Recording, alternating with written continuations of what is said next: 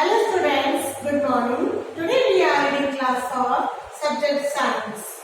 Subject science के अंदर आज हम यूनिट 4 का चैप्टर 11 डील करेंगे. इसका नेम है force, work and energy. Force means work. किसी चीज को फोर्स लगा के जो वर्क करते हैं उसको बोलते हैं वर्क मीन्स काम एंड एनर्जी मीन्स ऊर्जा. तो आज इस चैप्टर में फोर्स, वर्क एंड एनर्जी के बारे में रीड करेंगे. और इसके अंदर इस चैप्टर में क्या क्या है, टाइप्स ऑफ फोर्सेस की जो फोर्स है उसके कितने टाइप्स के हैं, वो कितने टाइप्स के हैं. एंड वर्क की वर्क कैसे करते हैं, कह सकते हैं machines. And energy and it's source, जो एनर्जी है और उसके सोर्स, वो इस चैप्टर में फोर्स, वर्क एंड एनर्जी के अंदर इस चैप्टर में हम रीड करेंगे. तो सबसे पहले हम रीड करेंगे टाइप्स ऑफ फोर्सेस. कि टाइप्स ऑफ फोर्सेस क्या होता है. तो टाइप्स ऑफ फोर्सेस में देखेंगे कि हम दो होते हैं types of forces, gravity and friction. Gravity यानी मतलब गुरुत्वाकर्षण, ग्रेविटी मतलब गुरुत्वाकर्षण एंड फ्रिक्शन मतलब घर्षण. जो फोर्स है उसको टू टाइप्स में डिवाइड करा है, ग्रेविटी एंड फ्रिक्शन. अब ग्रेविटी क्या होती है, ग्रेविटी क्या होती है. आप देखो एक बॉल आप जो ऊपर उछालते हैं, आप बॉल तो खेलते होंगे, अब आप बॉल को ऊपर उछालोगे तो वो बॉल कहाँ आएगी, नीचे की तरफ भी आएगी. ऐसे भी सीधी ऊपर और ऊपर तो नहीं जाएगी, बस सीधी बिल्कुल फर्स्ट पे एकदम फास्ट कहाँ आएगी, नीचे की तरफ डाउन होगी. तो ये सब किसके कारण होता है, ग्रेविटी के कारण होता है, ग्रेविटी के कारण होता है. अब और ये जो फल के जो फल है, ये जो टाइम पर पक जाते हैं तो अपने आप नीचे गिरते हैं. जैसे कि पौधों की पत्तियां ये सब नीचे गिर जाती है. किस कारण गिरती है, ग्रेविटी के कारण गिरती है. ठीक है, ग्रेविटी के कारण ये नीचे गिरती है, गुरुत्वाकर्षण के कारण. फिर हम करेंगे फ्रिक्शन. फ्रिक्शन क्या होता है, घर्षण. किसी चीज का एक दूसरे से जब वो टकराती है तो बहुत देर जो फ्रिक्शन होता है, घर्षण होता है, उसे बोलते हैं घर्षण, और इंग्लिश में बोलते हैं फ्रिक्शन.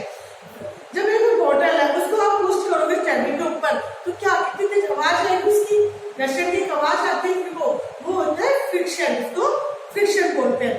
तो इस चैप्टर में इस जो वीडियो आज अपने वीडियो आपको सेंड करूंगी, इस वीडियो में हम यही रीड करेंगे.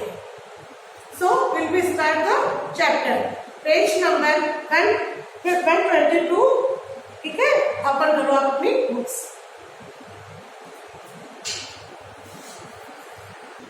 Yes, chapter to start. Force, work and energy. A pull or a push cutting on a object is called force. पुल और पुश, खींचना और पुल करना यानी धक्का देना, ये दोनों किस में आते हैं, फोर्स के अंदर ही आते हैं, बल के अंदर ही आते हैं. उनको कॉल्ड ए फोर्स को फोर्स कहते हैं. We can move object or change their shape by applying forces. We can move, ये हम सभी जानते हैं, किसी भी ऑब्जेक्ट को, किसी भी चीज को हम किसी भी आकार में बलपूर्वक फोर्स लगा के उसका आकार हम चेंज कर सकते हैं. Are these people pulling और pushing? अरे देखिए ये जो यहाँ पे जो डायग्राम दिए गए, ये जो पिक्चर्स दी हुई है, इनके अंदर हमें बताना है कि आर दिस पीपल पुलिंग और पुशिंग. ये जो पीपल है ये पुलिंग कर रहे हैं, पुशिंग कर रहे हैं. ठीक है, ये खींच रहे हैं कि धक्का दे रहे हैं. Right the correct answer under this image. वो जितने भी पढ़ते हैं जो इमेज दी हुई है उसके नीचे हमें उसका आंसर लिखना है. तो फर्स्ट वाली आप देखिए कि ये जो मैन है ये क्या कर रहा है, ये अपने जो अटैची है, अपना वीकनेस है, उसको क्या कर रहा है, पुलिंग कर रहा है, उसको खींच रहा है.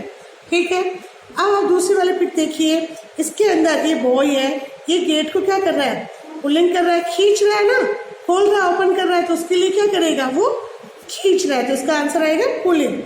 अब थर्ड वाली इमेज देखिए, इसके अंदर ये जो लेडी है ये क्या कर रही है, ये गेट को पुशिंग कर रही है, धक्का दे रही है, पीछे की तरफ खोल रही है, तो वो क्या कर रही है, पुशिंग.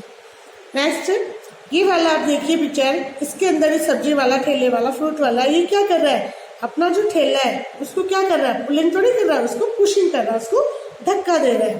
तो इसमें लिखेंगे पुशिंग. फिर ये देखिए आप, ये जो लड़ी है ये क्या कर रही है, कुएं से, बैल से बाल्टी को बाहर निकाल रही है, तो ये क्या कर रही है, पुलिंग कर रही है, यानी कि उसको खींच रही है. तो इसका आंसर आएगा पुलिंग. ठीक है, ये आप सब अपनी बुक में फिल कर लो.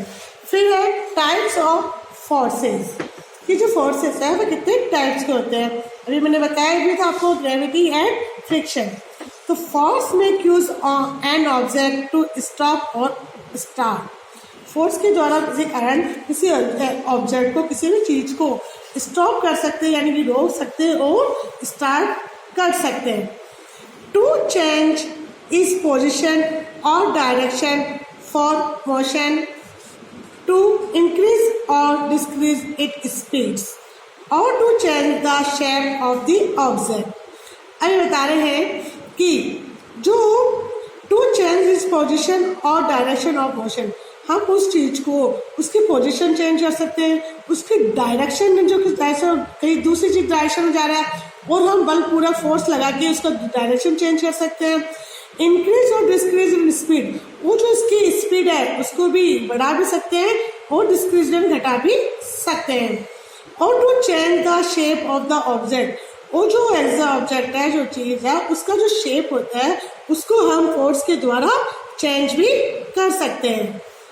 In nature, there are two types of forces that are acting all the time, namely gravity and friction.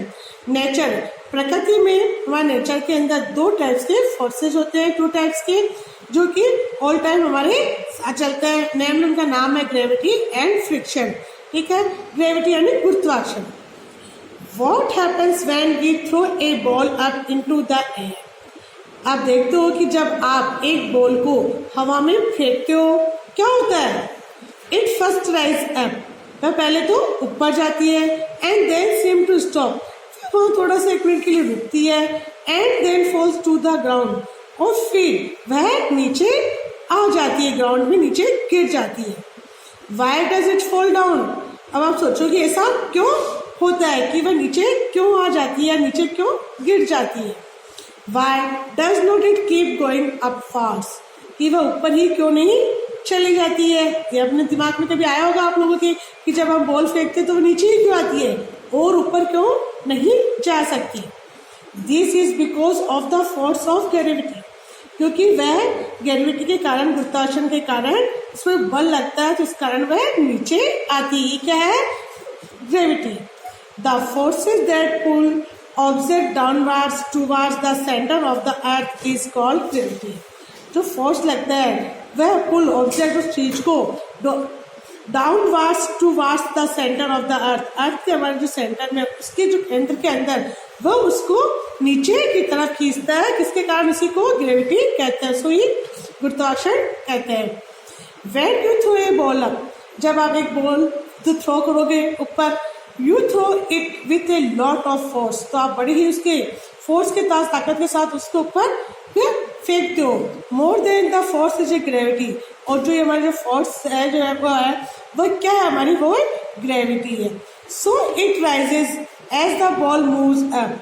सो हम क्या देखते हैं कि जो एज द बॉल मूव, जो बॉल है वो मूव करती है ऊपर की तरफ, and loses its force and then gravity pulls it down, और वो ग्रेविटी के कारण वह जो बॉल है जो इतनी तेजी से जाती है, उसी तेजी के द्वारा वह फटाक से नीचे आके गिर जाती है। Similarly leaves and dry fruits always fall on the ground due the force of gravity. Similarly जैसे कि आप देखते हो कि जो लीव्स होती है, अपनी जो ट्री की लीव्स, एंड ड्राई फ्रूट, जो फल पक जाते हैं, वह हमेशा ग्राउंड में नीचे गिर जाते हैं due the force of gravity. और किस कारण गिरते हैं? ग्रेविटी के कारण ही वह नीचे की तरफ गिरते हैं। अनलेस दे आर प्लग्ड, अपने आप ही नीचे गिर जाते हैं किसी के बिना तोड़े। फिर है फ्रिक्शंस। अब फ्रिक्शंस में क्या होता है? When A bottle top be pushed across the table, जब आप एक बॉटल को उसको टेबल के ऊपर आप उसको पुश करोगे तो it is after moving a certain distance, तो वह कुछ दूरी पे चल के घूमते हुए जाके कुछ दूरी पे जाके रुक जाएगी। It stop because of friction, तो वह किस कारण रुकती है? स्टॉप बिकॉज ऑफ फ्रिक्शन, और फ्रिक्शन के कारण वह स्टॉप हो जाती है।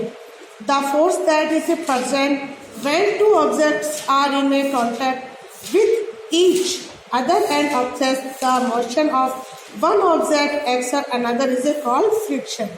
तो जो ये फोर्स है प्रेजेंट में, जो ये फोर्स उस ऑब्जेक्ट्स में टू टाइप्स के, when two objects are in contact with each other and object, जो ये टू ऑब्जेक्ट है, एक तो टेबल पर हमने इसको उस बॉटल को हमने उसको ऊपर पुश करा तो उससे कितनी तेज से उसका फ्रिक्शन हुआ और वो किस तेजी से जाके इसको ऑब्जेक्ट है दूसरी जगह जाके थोड़ी दूर पे जाके वो रुक गई।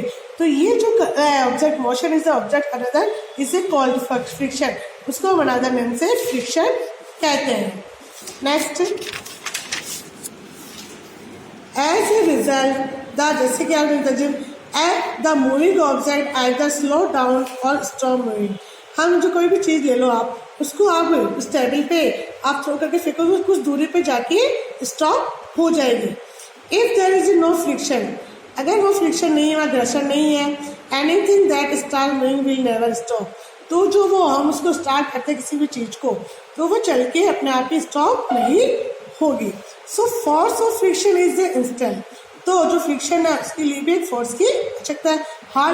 However, if there is too much friction, nothing will move, कि कोई भी चीज़ अगर हम उसको फ्रिक्शन के कारण ही वह अधिक से तेज गति से चलती है। In general materials with a smooth surface, जैसे कि आप देखो स्मूथ जो सरफेस होते हैं जैसे कि ग्लास और ice, use less friction than materials with a rough surface. इसके अंदर तो क्या हुआ, हमारा स्मूथ सरफेस हुआ और जो less friction and then material with a rough surface, और जो हमारा जैसे कारपेट है, कारपेट के ऊपर हम जो ना किसी भी चीज़ को गिराएंगे तो उसमें क्या होगा, थोड़ा रफ फ्रिक्शन होगा, थोड़ा रफली वहाँ पे आ जाएगी। ठीक है, जो अब इस जो हमारी वीडियो है, जो फर्स्ट वीडियो सेंड कर रहे हो, इसमें हम यहीं तक रीड करेंगे। आप घर पे इसको 2 बार रीड करना और जो ये बॉल वाला है आप खुद करके देखना और अपने पेरेंट्स से पूछना कि बॉल ऊपर कैसे जाती है। आप ये जो प्रयोग अपने आप करके देखना। फिर हम इससे करते हैं लेट्स रिमेम्बर, ये आप आपकी नोटबुक में कर लेना। राइट टी और for true and F for false statements, इसके ट्रू और फॉल्स हम ये लगाना है। Force is the act of pulling और पुशिंग, फोर्स के एक्ट है पुलिंग और पुशिंग, तो true. Gravity causes as the slip on wet floor, no false. An object thrown up in the air comes down to the ground because of friction, falls। वो क्या आता है, gravity होता है, not की friction. Friction causes an object to move faster, yes, true। Forces of friction act to moving object, true। इसके अंदर है ट्रू। तो ये सब आपके इसको नोटबुक में कर लेना। अब इस वीडियो में हम इतना ही रीड करेंगे कि फ्रिक्शन और ग्रेविटी के बारे में, और आप ये जो अपने क्या है उसको अपने करके देखना। अब जो नेक्स्ट वीडियो आएगा उसमें हम नेक्स्ट आगे का चैप्टर रीड करेंगे। थैंक्स।